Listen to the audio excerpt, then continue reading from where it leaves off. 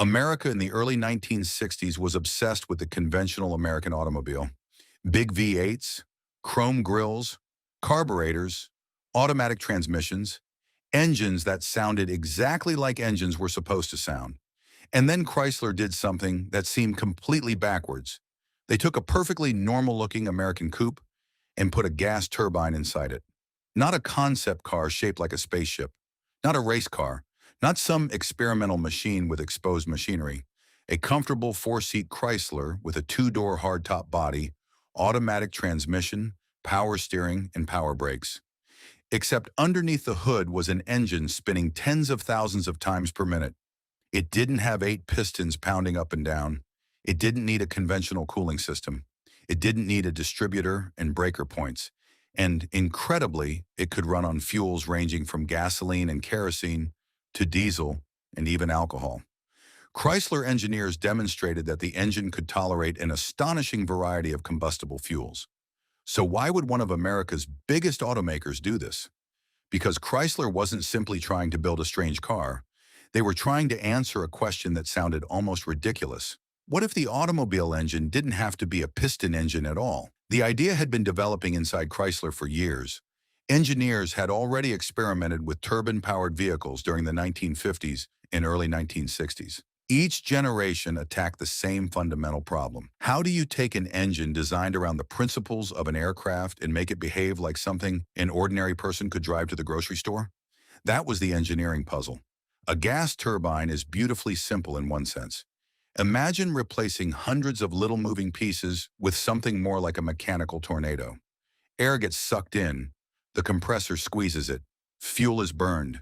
Expanding hot gas spins a turbine, and that spinning motion becomes useful power.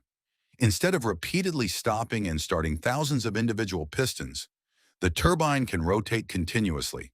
The 1963 Chrysler A831 turbine had roughly one-fifth the moving parts of a conventional piston engine, while producing 130 horsepower and an extraordinary 425 pound-feet of torque at the output shaft.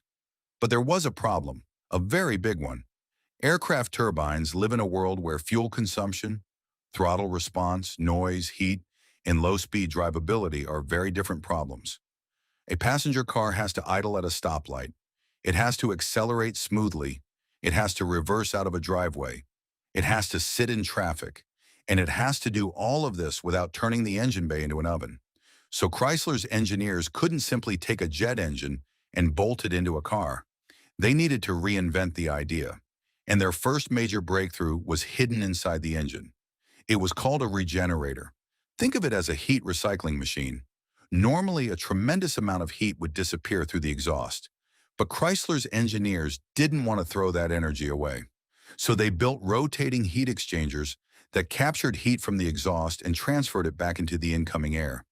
It was like taking the heat you were about to throw out the window and using it to preheat the next batch of air before combustion. The A831 used 2 regenerators, helping improve fuel economy and reduce exhaust temperature. And that was only one piece of the puzzle, because now the engineers had to solve another problem. How do you connect a turbine spinning at an absurd speed to a normal automobile drivetrain? The engine's gas generator could operate at more than 40,000 revolutions per minute, with the power turbine reaching even higher speeds internally. Yet the wheels obviously couldn't spin anywhere near that fast. So Chrysler used reduction gearing and connected the turbine to a modified 3-speed torque-flight automatic transmission. But there was another clever twist. The turbine didn't need a conventional torque converter in the same way a piston engine did. The power turbine itself could provide the necessary slip characteristics. In other words, Chrysler wasn't simply replacing the engine. They were redesigning the relationship between the engine and transmission around the turbine's unique behavior. And somehow, they got it working. By 1963, Chrysler was ready to do something almost unheard of. They weren't going to keep the turbine locked inside an engineering laboratory. They were going to give ordinary people the keys. 50 turbine cars were built for a public user program alongside 5 prototypes. The bodies were hand-built by Italian design house Ghia before final assembly in Detroit. All 50 production cars were painted the same metallic color, turbine bronze. And suddenly, an idea that sounded like science fiction was sitting in American driveways. But Chrysler still didn't know the most important thing. Would normal people actually like driving a car powered by what was essentially a miniature jet engine? Because making the machine run was one thing, making it usable was another, and that's where the real experiment began.